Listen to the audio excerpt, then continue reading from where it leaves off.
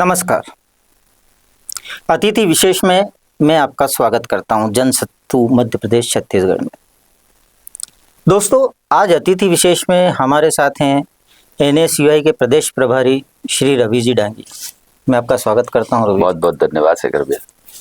भारतीय राष्ट्रीय छात्र संगठन यानी एनएसयूआई छात्रों का ऐतिहासिक रूप से काफ़ी पुराना संगठन रहा है, परंतु जैसे जैसे कांग्रेस का विघटन चालू हुआ एनएसयूआई जमीन की सतह से उठने लगी। परंतु प्रदेश में अब एक नई लहर की संभावना उत्पन्न हुई, इसलिए हमने रवि जी को बुलवाया क्योंकि उन्हें प्रदेश प्रभारी का जिम्मा मिला है एनएसयूआई का। रवि जी एक कुशल नेतृत्व करता हैं और जुझारू कार्यकर्ता रहे हैं कांग्रेस के शुरू से। पहले कांग्रेस के प्रवक्ता पद का भी उन्होंने कार्यभार संभाला है। ऐसे में मैं पूछना चाहूँगा रवि जी, एनएसयूआई का भविष्य क्या उज्जवल है? देखिए, एनएसयूआई का भविष्य नहीं, एनएसयूआई के माध्यम से छात्रों का भविष्य, छात्रों के हित में लड़ने वाली लड़ाई, छात्रों के भविष्य मतलब मैं कह सकता हूँ छात्र के बाद युवा, युवा के बाद राज्य का भविष्य, राज्य के भविष्य के बाद देश का भविष्य। तो छात्रों से अगर चिंता और छात्रों के हित में लड़ाई एनएसयूआई के माध्यम से लड़ी गई है पहले भी और अभी लड़ी जा रही है निरंतर। तो मतलब आपने जो बात पूछा कि एनएसयूआई का भविष्य, तो मैं कहूँगा छात्रों के भविष्य के हित में एनएसयूआई कार्य करते आई है, लेकिन अब और ज्यादा मजबूती से कार्य हम करेंगे। क्या सोचते हैं आप पीएससी के अंदर अभी जो भी गड़बड़ियाँ हुई, दूसरे छात्रों के जो समस्याएं अब आ रही हैं सामने, बेरोजगारी बढ़ रही है, छात्रों को बराबर प्रॉपर शिक्षा नहीं मिल पा रही है, उसको लेकर किस तरह के प्रयास आपकी ओर से किए जाएंगे? देखिए शेखर जी, पहली बात तो आपने कहा पीएससी नहीं, मध्य प्रदेश की कोई सी भी एग्जाम अगर राज्य सरकार करा रही है, केंद्र सरकार करा रही है, अभी निरंतर आप देख रहे हैं दिल्ली में एसएससी को लेकर निरंतर शिक्षकों ने विरोध चालू किया सरकार के खिलाफ कि आप उसी कंपनी को टेंडर दे रहे हो जो ऑलरेडी ब्लैक लिस्टेड है, जो गाँव में जंगलों में ले जाके सेंटर कराती है और वहाँ घपला करती है और बच्चों के भविष्य के साथ खेलती है, ब्लैक लिस्टेड कंपनी को फिर आप टेंडर दे रहे हो। तो ये मैं बता दूं कि ये मध्य प्रदेश वही है जहाँ व्यापम घोटाला बच्चों के भविष्य के साथ किया जाता है, फिर व्यापम 2 होता है, फिर पटवारी, फिर सारक्षक स्कैम, मतलब ऐसी हर एक एग्जाम आप पकड़ सकते हो जिसमें भारतीय जनता पार्टी की सरकार के अंतर्गत बड़े से बड़े स्कैम हुए हैं। एक बात। दूसरी बात कि मध्य प्रदेश के अंदर आपने कहा कि छात्रों के साथ में बेरोजगारी को लेकर, तो 1 करोड़ से ऊपर अधिक युवा आज की तारीख में बेरोजगार हैं। मतलब मध्य प्रदेश का एक बड़ा हिस्सा बेरोजगारी की भेंट चढ़ा हुआ है, जहां लोगों को काम की जरूरत है। काम की शुरुआत कब होती है? छात्र तक तो पढ़ाई करते हैं, छात्र के बाद जब युवा वर्ग होता है तब काम की आवश्यकता होती है। अब मैं ये भी कहता हूं कि हर एक इंसान को सरकारी नौकरी नहीं दी जा सकती, लेकिन जितनी सरकारी नौकरी दी जा सकती है वो तो भरी है। आज 6.5 लाख 7 लाख जो पद होते हैं गवर्नमेंट के, जहां सरकारी नौकरियां दी जा सकती हैं, आज उन पदों पर आप देखिए 1 लाख पद खाली हैं, लेकिन 2 साल में 2.5 लाख पद और खाली होने वाले हैं। मतलब 3.5 लाख, मतलब 50% पद रिक्त पद रहेंगे 2 सालों के अंदर। भरने की योजनाएं क्या है? ना कैलेंडर जारी है, एग्जाम कब कौन सी कैसे होगी, इसके लिए बच्चों की तैयारी को लेकर सरकार का कोई ध्यान नहीं है। मैं समझता हूं कि आज कोई भी तैयारी होती है, जैसे मानव जीवन चालू होता है तो उसके जीवन के साथ में हर एक उम्र के साथ में उसकी व्यवस्थाएं होती हैं। विवाह होता है, आने वाले बच्चे होते हैं, उनकी व्यवस्थाएं, उनके एजुकेशन को लेकर जीवन जीने की हर एक व्यवस्थाएं होती है। सरकार की जिम्मेदारी होती है सरकार चलाते हुए वो छात्रों के हित में युवाओं को रोजगार देने के लिए वो एक कैलेंडर जारी करे। प्रॉपर तरीके से उन्हें मालूम होना चाहिए कि साल में हमारी कब कौन सी एग्जामें होंगी, लेकिन ऐसा नहीं। और फिर उसके बाद सबसे बड़ी बात तब होती है, जैसे कि अभी वैकेंसी निकाली शिक्षक पात्रता की, वैकेंसी आपने निकाली और बच्चों को तैयारी करना था, आपने सिलेबस पूरा बदल दिया, 1.5 महीने के अंदर एग्जाम होना मान लीजिए। तो ये सब चीजें क्या अस्त व्यस्त पड़ा हुआ है, किसी प्रकार का कोई सिस्टोमेटिक बच्चों के छात्रों के हित में सरकार ने कभी कोई काम नहीं किया। मैं ये आपके चैनल से कह सकता हूं पूरी तरीके से।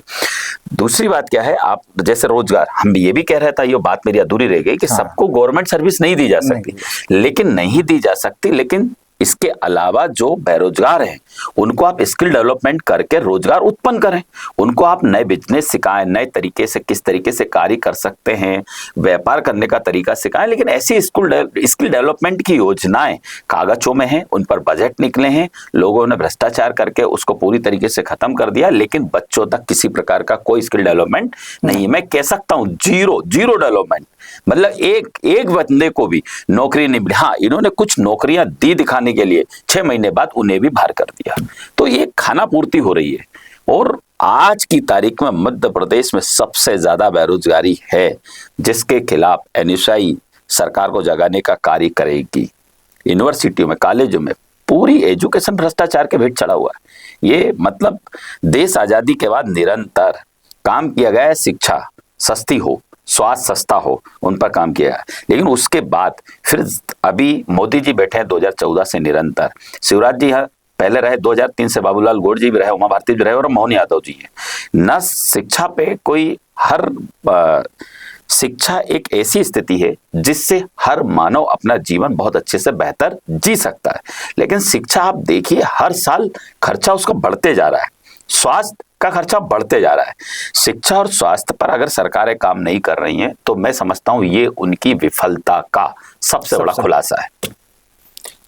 शिक्षा, स्वास्थ्य, बेरोजगारी, अगर यही सरकारें नहीं दे पा रही तो वाकई में चिंता का विषय हो जाता है।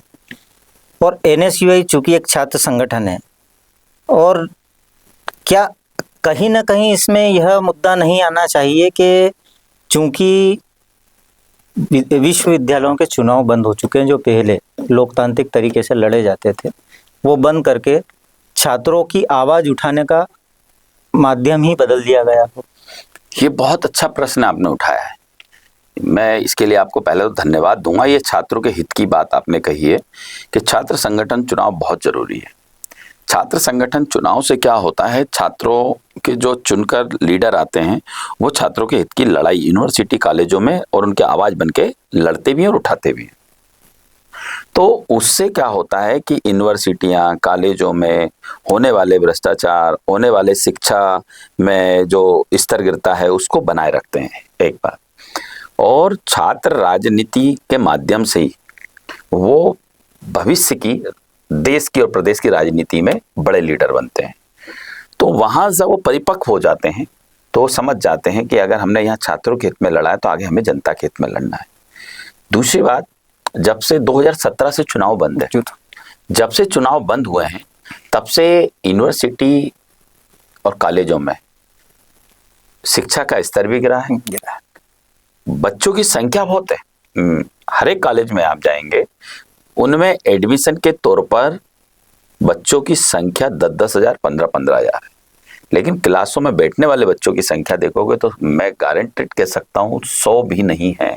कई कॉलेजों में ऐसे भी, बिल्कुल यही, और कहीं 1000 भी हैं, 2000 भी हैं, पढ़ रहे हैं। लेकिन मैंने कहा कि मैक्सिमम कॉलेजों में बच्चे नहीं आ रहे हैं। अब ये तो बच्चों की बात है। अगर चुनाव होते तो उन कॉलेजों में टीचर, प्रोफेसरों की कमी भी है।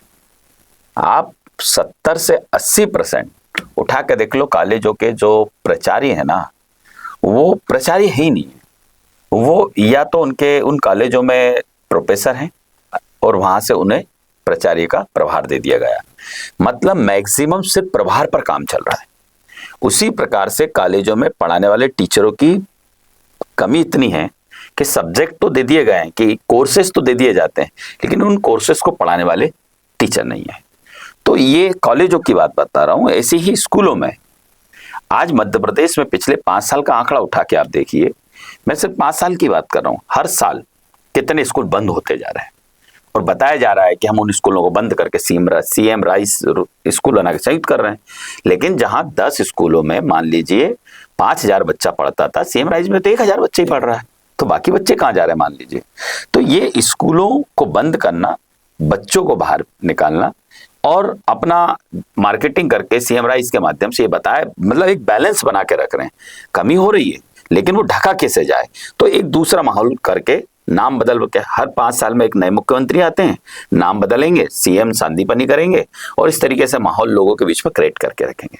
शिक्षा के साथ पूरी तरीके से भारतीय जनता पार्टी की सरकार खेल खेल रही है। इससे ये सिद्ध होता है कि फ्यूचर के साथ बहुत बड़ा खेल खेला जा रहा है। इस ओर जनता को जागरूक होने की जरूरत है, छात्रों को जागरूक होने की जरूरत है, और ये जागरूक का काम एनएसआई करेगी। आपने चूंकि कहा कि शिक्षा के स्तर में काफ़ी डिज़ॉल्व है, बहुत ज़्यादा निम्न स्तर का हो रहा है और शिक्षक भी कम हैं विश्वविद्यालयों में। आखिर बजट जाता कहाँ है बजट प्रदेश का? क्योंकि काफ़ी कर्जा लिया गया है। हाँ, अभी शिक्षा पे बजट इन्होंने बढ़ाया, 40,000 करोड़ के आसपास से ऊपर का बजट इन्होंने तय करके लगभग निकाला। बात सही है, आपने जो बात कही कि बजट बढ़ा, लेकिन क्या बजट यही बढ़ना चाहिए? नहीं, शिक्षा के लिए सबसे अधिक बजट की जरूरत होती है। लेकिन यहाँ अगर आप बजटों की संख्या देखोगे तो शिक्षा के हिसाब से जो आवश्यक बजट है उसका 40-50% भी नहीं है। एक दूसरी बात, जो भी है वो कम से कम खर्च हो जाए तो ही शिक्षा में सुधारा जाए। हो क्या रहा है, इन्होंने एक बड़ा गैप कर दिया है। भारतीय जनता पार्टी की सरकार में एजुकेशन को लेकर गैप ये हुआ है, मैं आपके इस चैनल से खुला बोल सकता हूँ कि अमीरों के लिए अमीर एजुकेशन हो गया है और गरीबों के लिए गरीब एजुकेशन हो गया है। गरीब एजुकेशन ग्रहण करने वाले अमीर एजुकेशन वालों के बीच में इतना लंबा गैप हो गया है कि उस एजुकेशन के अंतर को हमेशा फील करेंगे।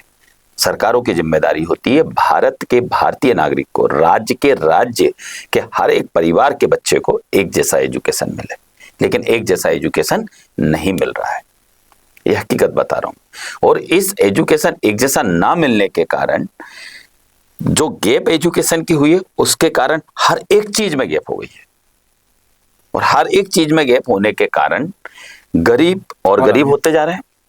इस बात का अंतर समझना पड़ेगा। उनको उठाने का सिर्फ एक ही तरीका है। मैं समझता हूं गरीबी हटाने का सबसे बड़ा हथियार अगर कोई होता है तो वो होता है एजुकेशन। और उस एजुकेशन पर अगर काम, इस पीढ़ी को आप नहीं उठा पा रहे हो, गरीबी उनकी दूर नहीं कर पा रहे हो, लेकिन सरकार को काम करना चाहिए उन गरीबों के बच्चों को एजुकेशन अच्छा देने का, तो उनकी गरीबी हट जाएगी। लेकिन वो सरकार ये चाहती है कि वो गरीब बने रहे। एग्जाम्पल के लिए शिक्षा का स्तर उनका बढ़ा ही नहीं। एग्जाम्पल, ये ऐसा सोचना उनका, इससे ही पता लगता है कि एजुकेशन बजट जो निकलता है, उस पर जो फंड निकलता है वो वहां तक पहुंचता नहीं है। अगर वो पहुंचे तो मैं 101% कह सकता हूं कि हमारे गरीब परिवार के जो बच्चे हैं, हम भी उन हालातों से निकल कर आए, लेकिन हमारा सहारा हमारा एजुकेशन बना है। तो उसको हम जान रहे हैं कि एजुकेशन ने हमको यहाँ तक अगर लाया है, तो सबको अगर एजुकेशन मिलेगा तो सबको ले आएगा। तो मेरी जो मंशा है, मैंने निरंतर 18 साल से पढ़ाना चालू किया, तो मेरी कोशिश यही थी कि हर एक बच्चे को पढ़ा कर ही आप ऊपर ले जा सकते हो, और जब वो बच्चा पढ़ लेगा तो पूरे परिवार को ऊपर ले आएगा। तो सरकार की जिम्मेदारी ये बनती है कि जहां एजुकेशन एक जैसे की जरूरत है पूरे राज्य में, वो हम उन लोगों तक पहुंचाएं। लेकिन बात वही है ना कि एजुकेशन पे ध्यान ही नहीं दिया जा रहा है। ध्यान तो दारू के ठेके खुलवाने पर ध्यान दिया जा रहा है। आप मुझे बताइए, पहले जब मैं छोटा हुआ करता था, ऐसा नहीं कि रोड पे खुली हुई दुकानों पे नजर नहीं जाती है, जब नजर जाती थी तो पहले छोटी छोटी दुकानें हुआ करती थी। अब दुकानों के साइज कितने बड़े बड़े हो गए, मॉल जैसी खुलने लग गई है। मॉल जैसी कब खुलेगी? मॉल जैसी तभी खुलेगी ना जब उनका विस्तार, उनका कहीं ना कहीं उनसे आमदनी ठेकेदार को भी हो रही होगी और सरकार को भी हो रही होगी। और दूसरी बात, किलोमीटरों पे हुआ करते थे, अब तो पास पास में हो गए। और खंडवा रोड पे अगर मेरे साथ आप चलोगे तो एक तरफ स्कूल है सीबीएसई का, उन स्कूलों में मेरे परिवार के बच्चे पढ़ते हैं, उन स्कूल के ठीक सामने दारू की दुकान है। ऐसा आप निश्चित रूप से ये देख सकते हो सुबह शाम को स्पेशली, कि जितनी भीड़ वहां लगती है ना, उतनी भीड़ ऐसा लगता है कि कुछ चीजों के साथ मतलब बड़ा अजीब सा लगता है।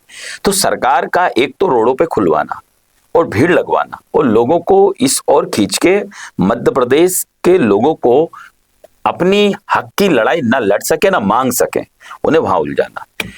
नशे से लोग अगर दूर रहेंगे तो निश्चित ही अपने हक की लड़ाई के लिए लड़ भी पाएंगे, सरकार से बोल भी पाएंगे और अपने बच्चों को पढ़ा भी पाएंगे। लेकिन अब तो ये स्थिति हो गई है इंदौर शहर में ही कि बच्चे खुद नशे के शिकारी होते जा रहे हैं। अगर बच्चे यहाँ पढ़ने लिखने आए हैं तो ये कैसे हो रहा है? मतलब प्रशासन का ध्यान नहीं है, प्रशासन कठोर कार्य नहीं कर रहा है। प्रशासन या तो खुद चाहता है, शासन खुद चाहता है यही है। तो मैं समझता हूं कि फ्यूचर बिगाड़ने की ओर ध्यान दिया जा रहा है, फ्यूचर सुधारने का ध्यान नहीं दिया जा रहा है। इससे बचाने के लिए एनएसयूआई कार्य करेगी और एनएसयूआई जमीन पर रहकर काम करके बच्चों को नशे के प्रति जागरूक अभियान चलाएगी, छात्र संगठन चुनाव के लिए आवाज उठाएगी। अभी आपने देखा होगा कि कांग्रेस पार्टी के प्रदेश अध्यक्ष जीतू पटवारी जी रतलाम में उन्होंने भाषण में कहा कि मोहन यादव जी, आप मेरे पे, मेरी कार पे प्रहार कर दो या मुझ पे प्रहार करो, और कितने भी प्रहार करो, और लेकिन इन प्रहारों से मैं डरने वाला नहीं हूँ। नशे के खिलाफ तो मैं पूरे प्रदेश में बोलूंगा। तो हम ये कहते हैं एनएसयूआई के माध्यम से कि नशे के खिलाफ जो कार्य करेंगे तो उनके साथ हम कंधे से कंधे मिलाकर पूरी तरीके से छात्रों के बीच में एनएसयूआई पूरी पुरजोर तरीके से कार्य करेगी। अभी फिलहाल में जीतू पटवारी जी के विचार से हम प्रभावित हैं और एनएसयूआई कॉलेजों में, यूनिवर्सिटियों में, चौराहों पर, गार्डनों पर छात्रों के बीच में रहकर नशे को रोकने का कार्य करेगी। चूंकि एनएसयूआई के साथ आप कांग्रेस के सक्रिय सदस्य रहे हैं, विभिन्न पदों पर रहे हैं, मैं आपसे पूछना चाहूँ, संगठन सृजन अभियान जो राहुल गांधी ने शुरुआत करी थी, कितना इम्पैक्ट मध्य प्रदेश में पड़ना चाहिए? देखिए, संगठन सृजन अभियान की शुरुआत राहुल गांधी जी ने जो की है उससे इम्पैक्ट तो बहुत ज़्यादा पड़ा है और पड़ेगा, और इसका रिजल्ट आने पर ज़्यादा आपको दिखेगा। जब चुनाव होंगे, 27 में चुनाव है, 28 में चुनाव है, 29 में चुनाव है, तो 27 के रिजल्ट भी आपको देखने को मिलेंगे, 28 के 29। इन रिजल्टों के परिणाम ज़्यादा बेहतर आपको बता पाएंगे कि संगठन सृजन अभियान कितना काम किया और कितना काम नहीं किया। लेकिन कांग्रेस की मजबूती को लेकर कांग्रेस संगठन में पहली बार ऐसा हो रहा है कि पहली बार जिले के जिला अध्यक्षों के पद के प्रति पूरे कांग्रेस के जिले के लोगों को बांधा, और इस प्रकार से समझ में आया कि हमें हमारे संगठन ने जो पहले दिया है, हम उनके माध्यम से संगठन के विचार को आगे बढ़ाने का कार्य करें। व्यक्तिगत आगे ना बढ़े, हम व्यक्तिगत चीजों के साथ पार्टी को आगे बढ़ाने का कार्य करेंगे तो हम बढ़ेंगे। तो मैं समझता हूं कि कांग्रेस पार्टी के अंदर संगठन सृजन जो हुआ है, इसके माध्यम से आने वाले चुनाव में निश्चित ही बहुत अच्छे परिणाम आने वाले हैं, और कांग्रेस पार्टी के सब लोग एकजुट हो गए, कार्यकर्ता, नेता, बड़े नेता सब आपस में। हाँ, ये बात है कि कुछ अफवाहें चलती हैं, कुछ मीडिया में चलता है, कुछ भारतीय जनता पार्टी वाले जहां मौका मिलता वहां बोलते हैं। उन्हें मालूम है कि नहीं बोलेंगे तो बोलेंगे क्या, उनके पास तो बोलने के लिए ले दे के कुछ भी नहीं है। बड़ा दुर्भाग्य कि सत्ता में रहने वाले विपक्ष के में रहने वालों पर प्रहार करते हैं, उनके परिवार की बातें कहते हैं और वो काम नहीं गिना पाते हैं। अब हम विपक्ष में हैं मान लीजिए, तो हमारा काम सत्ता से ही पूछना है, सत्ता में जो पार्टी है उसी से प्रश्न पूछेंगे। तो हमारे प्रश्न और उनके खिलाफ और जनता के पक्ष के जो विषय हैं उनको उठाना हमारा कर्तव्य है। तो हम तो वो काम कर रहे हैं, लेकिन उनका काम वो नहीं समझ पा रहे हैं। उनके काम को उनको ये समझना पड़ेगा। हमें सिर्फ मंचों से होने वाले भारतीय जनता पार्टी के द्वारा काम बताना है, लेकिन वो तो गाथाएं गाते हैं, गाथाएं उनके पार्टी के नेताओं के, मुखियाओं की सिर्फ वही। आप देख लीजिए, एक भी भाषण में जनता के हित में किए गए काम इंदौर शहर में गिना नहीं सकते हो पिछले 5 साल में क्या काम हुआ। मतलब महापौर से लेकर मंत्री जी से लेकर विधायक तक सब उनके, पूरा इंदौर भारतीय जनता पार्टी के कब्जे में।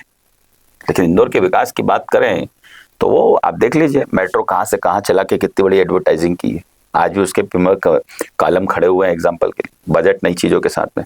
नगर निगम के पूरे काम 100 से 150 करोड़ 200 करोड़ तक का घोटाला सामने उजागर आया है कि जो रोडों पर बनना था, ड्रेनेज जिससे पानी सड़कों का उतरना था और सारी चीजों के शहर को पूरा रहना था, वो बने ही नहीं और बिल पास हो गए, पैसे चले गए। भ्रष्टाचार पे भ्रष्टाचार निरंतर किए गए।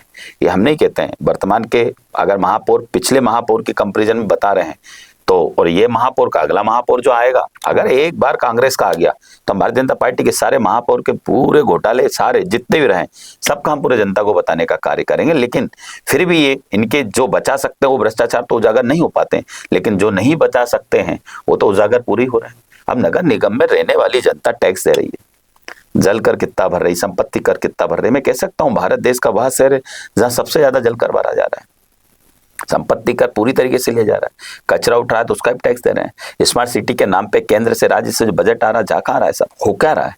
इतना सब कुछ होने के बाद अगर उसके बाद भी विकास नहीं हो रहा है, एक बार इसमें रोडों पर गड्ढे गड्ढे, मतलब आपके अगर रोड पे से अगर बाई चांस आपकी नजर हटी कि दुर्घटना घटी, गड्ढे गड्ढे, उन गड्ढों में गिरने के बाद मैं नहीं समझता कि अस्पताल के घर पहुंचने से पहले अस्पताल व्यक्ति ना जा पा रहा हो। इस स्थिति में अगर इंदौर शहर है और व्यवस्थित नहीं हो पा रहा है, तो ये यहाँ की भारतीय जनता पार्टी का जो कब्जा करके बैठी है वो उसकी बड़ी नाकामी है। हाँ, वो बात देखो, दिनों दिन आज मान लीजिए एग्जाम्पल के लिए, छोटे से जब बड़ा होता है तो धीरे धीरे उनमें डेवलपमेंट होता है। इंदौर शहर में डेवलपमेंट हुआ, लेकिन भारतीय जनता पार्टी कहे कि हमने ही किया तो ये गलत है।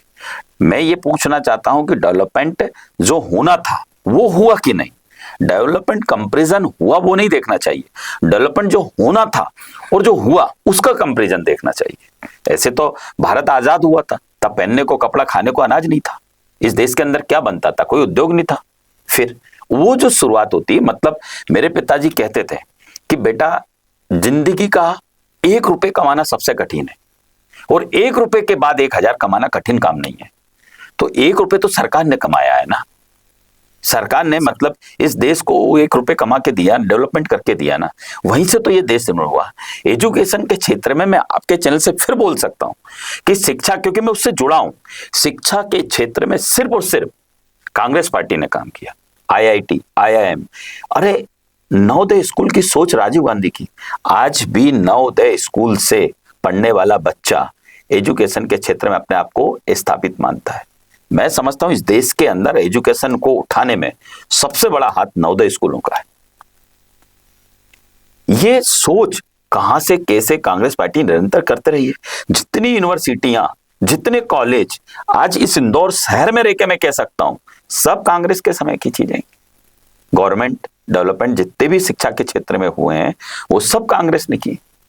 तो ये हाँ, भारतीय जनता पार्टी के काल में वो यूनिवर्सिटियां खुल रही हैं जहां धड़ल्ले से फीस ली जा रही है, धड़ल्ले से डिग्रियां दी जा रही है, पढ़ाया कुछ नहीं जा रहा है। लेकिन सरकार के हाथों में रहकर जो एजुकेशन देने की नीतियां हैं वो सब कांग्रेस पार्टी ने ही दी। वही शिक्षा का अधिकार जो जनता के पास, अधिकार कांग्रेस का, और शिक्षा के प्रति काम करने का।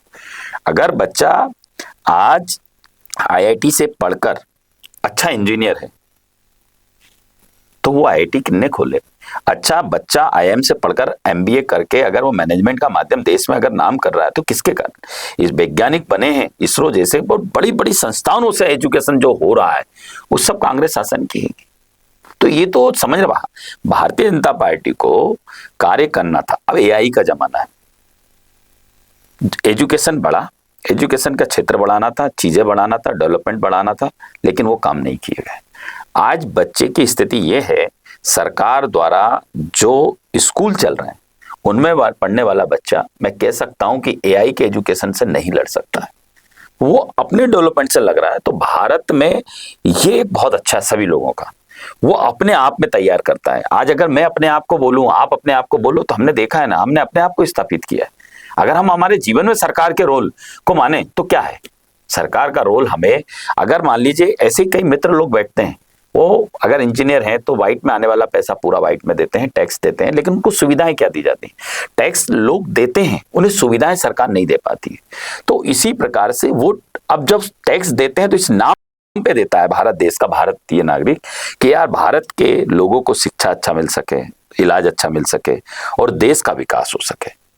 लेकिन यहाँ नेताओं का, भारतीय जनता पार्टी के एक एक नेता का विकास मैं बता सकता हूं बहुत भरपुल्ले से हो रहा है, और जितना विकास उनका हो रहा है अब तो उनके बेटे लाइन में आ गए। ये जो बात परिवार बात की करते थे, वो बात करने वाले लोग अपने ही बच्चों को देख लो। आज ही मैं पूरे इंदौर शहर में देख रहे हैं कि केंद्रीय मंत्री जी के बेटे MPCA के, तो मतलब अब अपने बच्चों का बनाना कौन चाह रहे थे, इंदौर के मंत्री जी अपने बेटे को बनाना चाह रहे थे एग्जाम्पल के लिए।